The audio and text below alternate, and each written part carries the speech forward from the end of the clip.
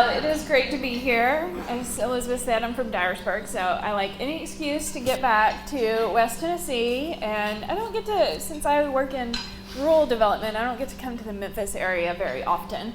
So I'm glad to be here. I'm going to go over just a little bit about Blue Oval City and some of the impacts that you'll hopefully see from Blue Oval City. Just a little bit of background. I do a version of this often, and I just find that a lot of people have heard kind of all kinds of things, or maybe you heard about the announcement in September and haven't heard much since, so you're curious about what's going on. So go over a little bit of that, and then talk just a little bit about the housing issues that I think y'all are interested in. Hopefully some time for some questions. So the Memphis Regional Megasite, that's a picture of it. It's a couple of years ago. It still looks basically like that today. It's in Haywood and Fayette counties. It was owned by the state. It is owned by the state. It's right on Interstate 40. It has rail, basically flat. People from East Tennessee could never find 4,000 acres that are basically flat, so they're very jealous of this. But 45 minutes from downtown Memphis and downtown Jackson. I will tell you, when Ford made their announcement, they did a lot of work on the labor force in the area. So they knew that there were enough people in the area so that they could staff up, that they could hire all the people that they needed. So a big part of that was the 750,000 labor force area. For these jobs that they were looking to attract to the megasite, people will definitely drive an hour each way for those jobs. This is a little video. Anyone can dream big, but it takes something extra to forge ambition into action. A certain discipline, to be invested, to remain committed, to achieve mastery. Some only see the surface, content to dwell on what is instead of exploring what if. But this isn't the place for them. Dig deeper. You'll find boundless grit, a shared spirit that pushes through uncertainty, and drive that shapes who we are and who we want to be and where we want to go. An instinct distilled from over 2 centuries of pioneer tradition for what works, what wows, and what will be. It's called heart. We have it. You have it. It's in every smile, every process, every product, and it drives us to make things happen, to make things right. We're masters of business, captains of industry, caretakers of craft. There's pride in every handshake and a promise in our word. Rare is the character who takes responsibility for the future and embraces great opportunity in the fleeting moments of today. But then again, you aren't just any leader, and we aren't just any partner. And this isn't just any place. This is land where legends are made. This is 4,000 acres of history in the making, and this is the only stage that matters. Now is your time to be mastered in Tennessee.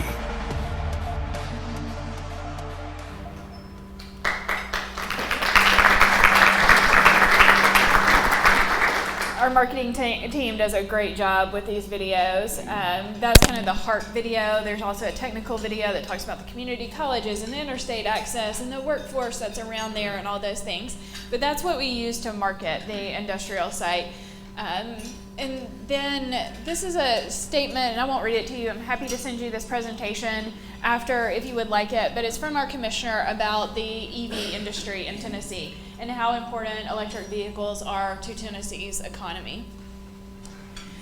A little bit more about EVs, $11.9 billion in capital investments since 2017. So the Ford project has gotten the most attention, but there's lots of EV manufacturing and battery manufacturing going on in Tennessee. 19,000 people employed. We're #1 in the Southeast. These are the companies that are really focused on EVs, that are doing work with EVs. Ford is the latest announcement, but Ultium Cells was around the same time that Ford was announced. They are building their production facility in Columbia, Tennessee. It is incredible, it is gigantic, and it is going to be absolutely dwarfed by what you'll see at Ford. There is an effort in Tennessee to make sure we are, stay the captains of the EV industry in the Southeast. So there are things going on in all different areas focused on electric vehicles. They want to make 200,000 electric vehicles in Tennessee by 2028. The state parks are involved. If you can go to a state park these days, they have chargers for EVs, lots of other things going on all across the state. And again, I'll send you this if you want all of the details on it. There is an effort to make sure that the people who are making these EVs can also drive them. So to make sure that there is infrastructure across the state to charge, to get those fast charging stations out every 50 miles all across the interstates. So they're doing some public meetings. The one in Memphis was last night or 2 nights ago. The one in Camden is tomorrow. There's one, I think, in Fayetteville today. So they're all across the state learning about how people want to use EVs, how much interest there is in owning an EV, how much you think you would drive an EV, where you would want to stop. There are grants available right now as part of the bipartisan infrastructure law. There's $5 billion out there for EV infrastructure charging, so the state is accessing that funding. They are looking for places to build charging stations along the interstate. They're looking for property. I think they've opened 2 at this point with TVA, and they're looking to do several more of those. If you're interested, if you have property along the interstate and you're interested in that, there's also a survey there. If you just Google electric vehicle infrastructure development plan, you'll find all of their information about their public meetings and about how to get involved in that. And then just a little bit about Blue Oval City. So this is the 4th original equipment manufacturer in Tennessee, and there will be 5,800 people employed at the Blue Oval City campus. $5.6 billion invested into the project, and it will return $1.2 billion in annual earnings. It is an incredible opportunity. I think y'all mentioned around 18,000 indirect jobs. The number that we're using is 21,000 indirect and induced jobs. So all of those retail jobs that will be around, all of the service jobs, all of the other manufacturers that will be coming into Tennessee because of the Ford plant. 21,000 jobs in West Tennessee is absolutely incredible. 32,900 construction jobs. They estimate that at the maximum they'll have about 6,000 construction workers on site at a time, and over the course of construction it'll be about 33,000 jobs, and that will be $1.87 billion in salaries. And then money going back to the local economy, going back into all of the communities around here. Just a little bit about the Blue Oval City. There is an effort to make sure it is completely clean, carbon neutral, all of that powered by renewable energy. They'll have a solar farm on site, 0 waste to landfill. There will be a battery plant, and we don't talk about the battery plant as much, but the actual project with the 5,800 jobs is a joint venture between Ford and SK Innovation. So about half of the jobs will be with SK Innovation, a Korean company that will manufacture and recycle batteries. And so that will be on campus. The site layout that Ford has is kind of still under discussion right now, so I don't have a copy of it in here, but the Ford plant will be near the top of the site, the SK plant will be right under it, and the SK plant is basically 2 miles long. It is an incredibly large facility. And then this is a picture from the announcement. You see the governor and our commissioner, Bob Rolfe, and then you see Bill Ford, some Ford executives, and then Beverly from the Memphis Chamber was there to head it off. And then on the end is a representative from SK Innovation. So it was a great day in September in Memphis, here in Memphis. one more quick video. Good things come to those who wait. In West Tennessee, you have waited just long enough to find the perfect match for the Memphis Regional Megasite. The state of Tennessee is about economic development. More importantly, it's about the automotive ecosystem. And the great news is we're getting ready to change the landscape in West Tennessee. You know, we're here in Tennessee to talk about the future that we're going to build together. Today, we're announcing the largest investment in American manufacturing in the history of our company.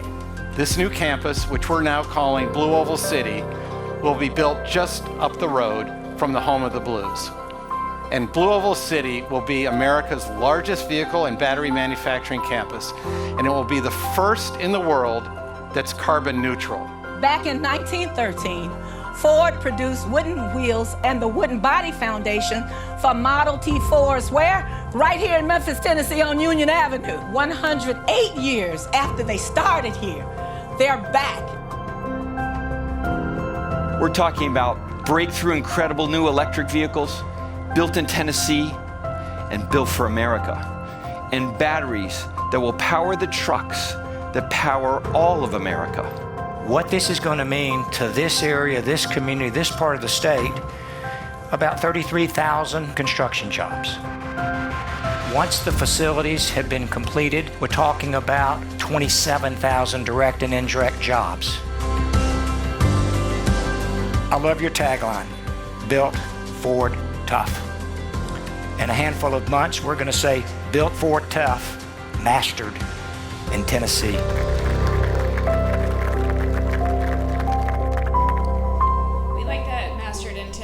Slogan. It's, you know, anybody can make a car, we'll make the Ford Lightning the best. Anybody can make whiskey or bourbon, but we make Jack Daniels here. So that's kind of where the Mastered in Tennessee comes in.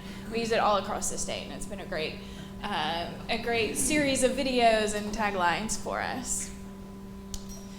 And then I'd like to highlight this, that Ford was about 15% of the jobs that were committed, projects that were worked on by our department in 2021. So there were announcements all over West Tennessee, in all of your communities. There were job creation projects. Ford gets the most attention, it was the biggest, but almost $13 billion in capital investment all across the state. And then this is one of the things that y'all know very well, that y'all highlight when you are doing your sales pitches as well, but 20% below the national average for housing costs and all the other amenities that are available here in West Tennessee. And then I wanted to talk a little bit about some of the opportunities that your communities will see, that some of you all will see, then some of the challenges that you're going to see pop up. I think we've talked a lot about those already today. I think y'all know those. I think one of the things that I try to stress to the communities is that population growth is going to happen in your communities, but it's not going to happen tomorrow. It is not going to happen in the next year. In the rural communities, it's going to take 5 to 7 years for the population growth to really happen. And the good thing about that is that communities have time to plan for it. They have time to figure out what they're doing. They have time to get some sewer in the ground. They have a chance to plan and make their communities what they want it to be. I try to talk to the mayors all the time about, this is your chance to make your community what you wanted it to be when you ran for mayor. And you have to put some time into planning. It is not going to hurt you to spend 6 months planning and then to start executing on that plan. So I really encourage that. I think that's probably not what y'all want to hear, y'all ready to go, but it is something that I'm trying to stress to the communities, because I know that they need to have a good plan in place to make sure that things are exactly how they want them to be.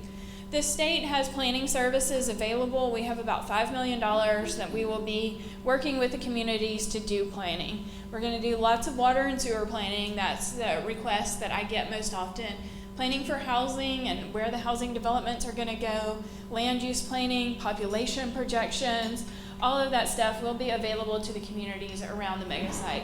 We're going to open it up to all the communities in West Tennessee and kind of start from the communities near the mega site and expand out from there. Some opportunities, again, I can send you this presentation. These are THDA programs that y'all probably know a lot about. They're not exactly what you are looking for, I don't think. They're low-income housing tax credits, multifamily tax-exempt bonds, the Great Choice home loans. So there's kind of the developers, and then the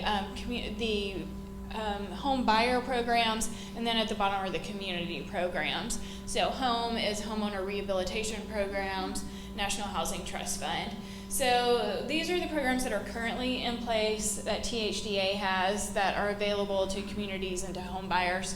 Again, it's not a great option for the kind of development I think that we really hope to see around Blue Oval City. The multifamily, I think that is a good opportunity. I think we're going to need to see, we don't have, especially in rural Tennessee, don't have a lot of opportunities for multifamily housing. So there is some information out there about that. This came out about 2 days ago, but you all know that this is not a problem in West Tennessee, that this is a problem all across the country. Everybody needs to build housing, and there's just not any great solution out there to meet all the needs for housing.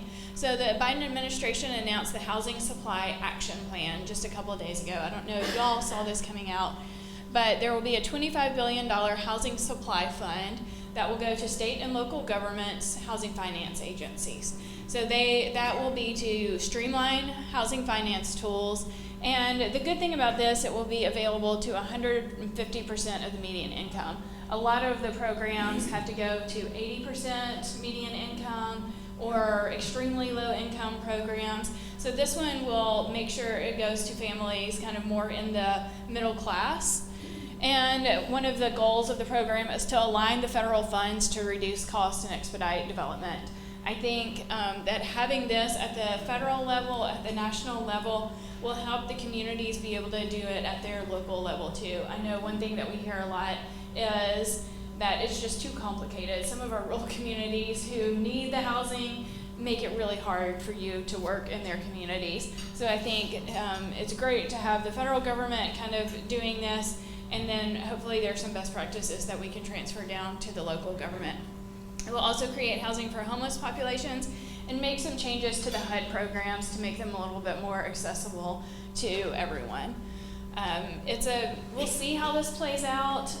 There's still a lot of advocacy going on. The organization that our department is a part of, because we use HUD funding a lot, is advocating for some changes still. So this isn't the final thing that you'll see about the Housing Supply Action Plan, but it is a good start about things that are coming out from the federal level.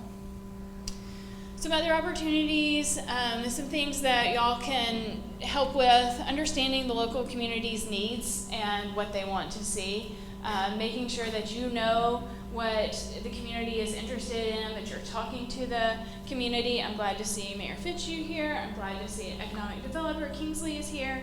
The chamber, saw Tanya here earlier. I'm glad to see that those folks are here. I think that, and that's kind of the last bullet point on there, that they should be in all of your meetings. You should make sure you have chambers and economic developers and local officials in all of your meetings so that you build a good relationship with them.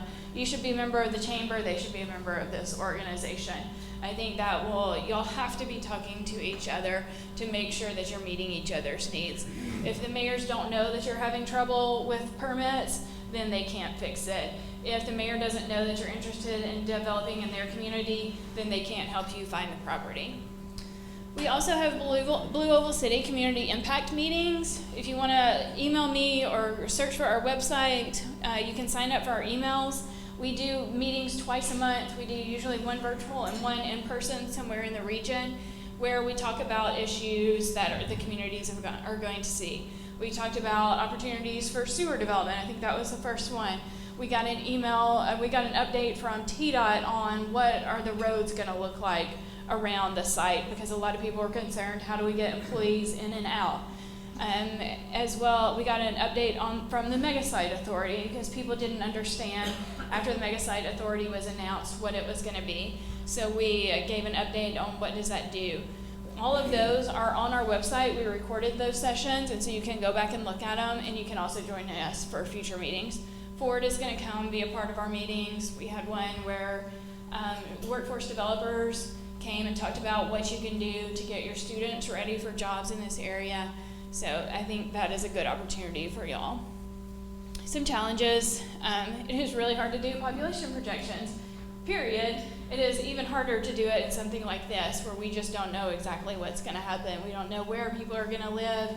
We don't know if people are going to drive from Memphis at the start and then get tired of driving from Memphis and move to Brownsville. We don't know if people are going to start moving to Brownsville next year or 4 years from now. So we're doing a lot of study on population projections, but they're all going to be wrong. Hopefully they'll be trending in the right direction, but that is just really hard for us to do. Water and sewer, I've talked to several of y'all today about especially sewer. The community's sewer systems are 50, 60, 70 years old. They can't expand their sewer system because they have so much maintenance needs in their current system. So, you know, I spent a lot of time in the last couple of weeks talking to Fayette County, and Fayette County has so much investment they need to do in their current systems that they literally cannot expand right now. So it's going to take millions of dollars to get their system up to where it could even think about adding in new homes. So that is not unique to Fayette County. That is happening all over the region. It's going to take a lot of investment. The good news is there is the bipartisan infrastructure law that is out there now. They have lots of money that is going to be coming to Tennessee over the next 10 years through that.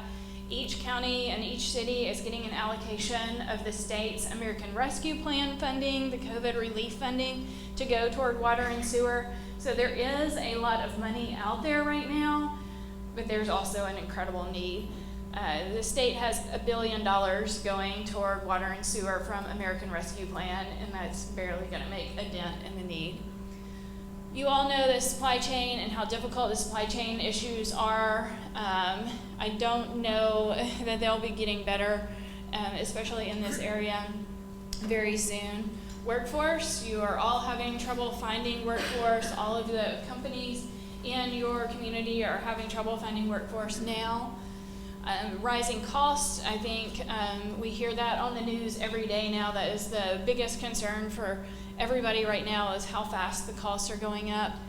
And then the issue that has also come up several times today is housing for construction workers. This was not something that Ford really thought about.